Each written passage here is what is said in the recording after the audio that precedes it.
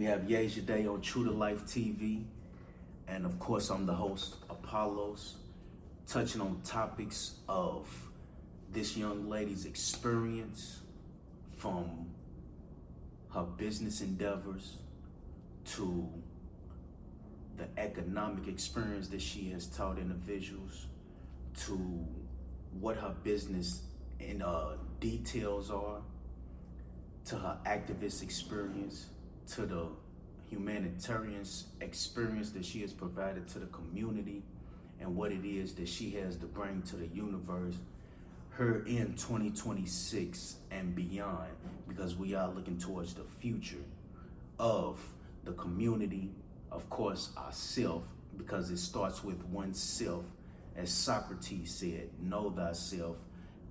In order to know thyself, after you know yourself, then that's when you are able to provide, help out, invest, and look towards the future of the community and others. So, do have some questions that I want to ask. Okay. First and foremost, you have Naleeb's Haven. Yes. And backwards, that's Evelyn, by the way, is what we was explaining, what she was explaining, I would say. And that is your daughter's name? It is my mother's name. Your mother's name? And my daughter. My daughter is named after my mother. Okay. And my mother's name was Evelyn Travis. And what's the meaning? The name, my mother was a teacher. Okay. Okay. That expected me to excel in the academy. Okay. She was also a secretary of the National Association for the Advancement of Colored People. NAACP. NAACP. I'd have to, trying to explain that I messed that up. I don't want to go there. You have to edit that part out. She was a local branch NAACP secretary. Okay. And she taught me to take care of our people. Okay, good. Yeah, and excel in the academy. Okay. As a student at Central High School, there were no excuses for bad grades. Okay. So she has firsthand knowledge of what it's like to be an activist and also an educator.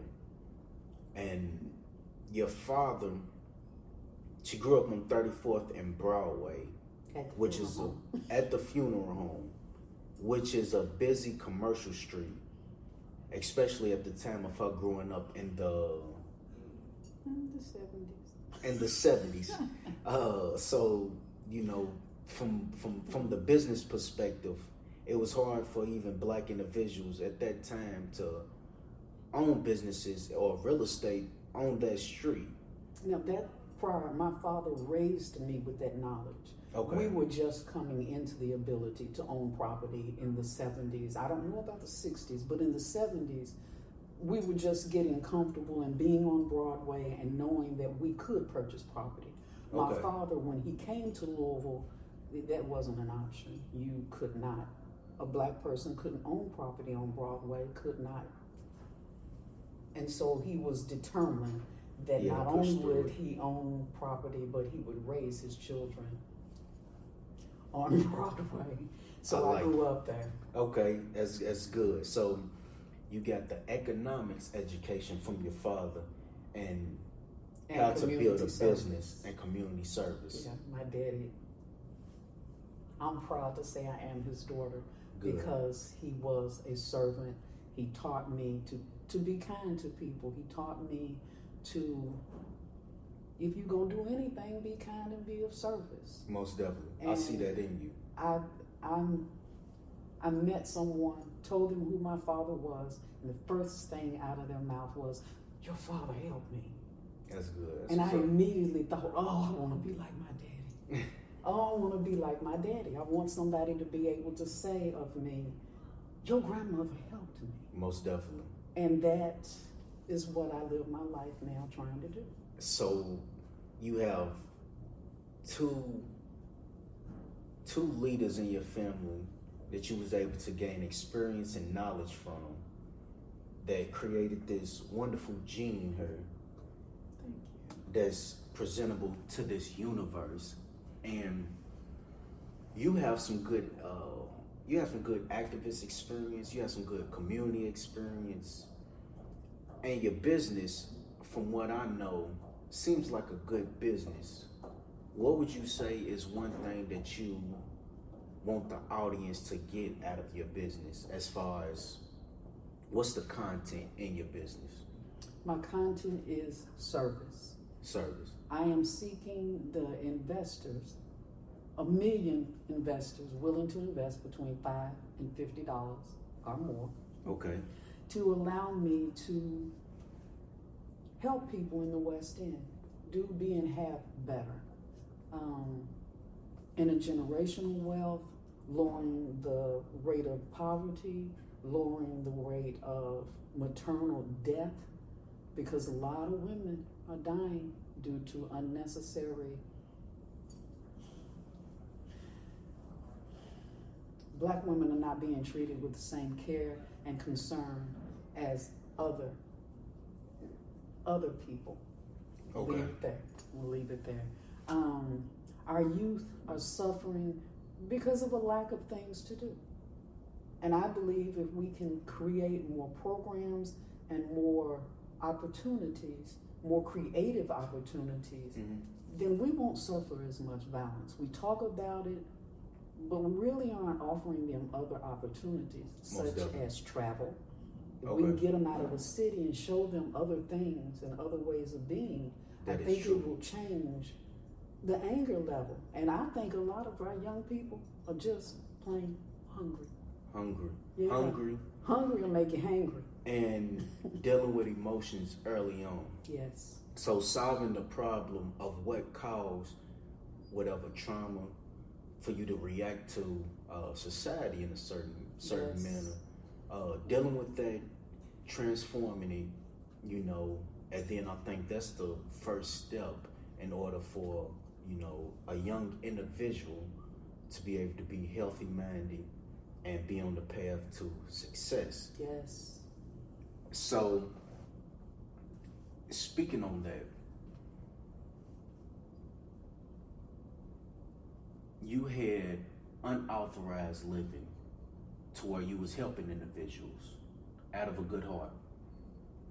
And what would you say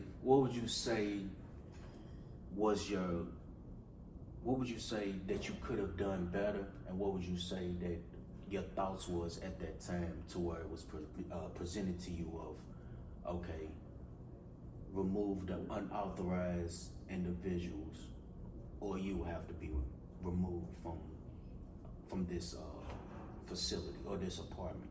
If I had owned the property, you can't tell me who I can help. I like that. Okay. It's that simple. Having to depend on government assistance means that government can say, oh, you have unauthorized livings, put them out and you can stay. But, okay, I knew why the young persons were living in my home, and one of them was there because they were being maltreated by someone else. There were requirements that I thought were improper and ungodly. Okay. For you to be able to have a roof over your head and hot food in your stomach. Okay. And I had the food, and there was a roof. So come on, baby, stay here. Okay. And it was determined that, as it was said to me, Miss Gigi, we admire what you do. Okay. We respect you, but you just can't do it here. So you tell them to get out, and you can keep this apartment. Okay.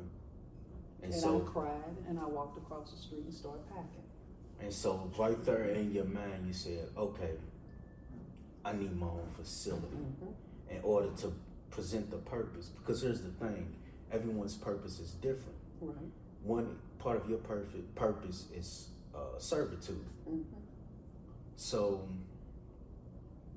right at that point, you said, okay, I'm going to start my own things. One of the things that you said you wanted to start is Nally's Haven. And by the way, the web address for that is peacefulpassenger.com. Yes. There you'll get all the information on how to invest, how to support Yejide, and also what it is that she wants to accomplish for the community and how it would be beneficial towards yourself, because we do believe in community support, especially things that'll be beneficial to building individuals up and also building the community up in general. So again, it is peacefulpassenger.com. Is there anything that you want to tell the audience as far as what they will be benefiting from investing in Now Leaves Haven? You will benefit because helping people makes you feel better. It's just that simple. Okay. Helping people makes you feel better. There is a description of what I plan to do with the investments, and I'm going to say it right here, right now. If you don't like what I do and I don't keep my word, you can have your money back. You invest $1,000 and I don't do what I said I was going to do, you won't get your $1,000 back, because I am honest. I keep my word. If I say I'm going to do it, I do it. I have a lot of plans. I have something, and I've thought it through. I'm not just making it up off the top of my head. I am a businesswoman. I know what I can do. I know what I can't do. I know what is legal. I know what is ethical. And if I don't keep my word, if I say I'm going to purchase a piece of real estate and I'm going to allow young people to live in the home with me, and that's with me, because I'm going to make sure you keep your word. If you say you're going to college and you're going to put a degree on the wall at Now Leaves Haven, then there'll be a degree on the wall at Now Leaves Haven with your name on it. Okay. Okay. I currently have 4 degrees to return to the walls of Now Leaves Haven. And these young people have done well and are doing well in the community. By the way, she has a lot of community experience, from her working in community centers to working in being an activist in the community. I remember her working at the community center in the East End. She's been doing a lot of work as far as helping individuals from graphic design, teaching graphic design, and also one of the websites that she has, Peaceful Passenger, she also built up herself. So she does keep up with the times as far as how to go about living out her purpose even through the technology age, and also connected with the community. I will like to ask you, and also you're in the process, you got your certification in what, CompTIA? Yes. That you just finished not too long ago? Good. I think it's wonderful, wonderful. Keeping up with how to, how to keep up with AI and technology, yes. which is good. I think it's very good, because especially now, some Google certifications. Google certifications, Yes. yeah. Now I see the youth as well getting into technology, and I think it's wonderful having a lady like yourself that still has the grounded aspect of humanitarian skills and also service, and you utilizing that also in the digital literacy age. So I think that's wonderful and commendable.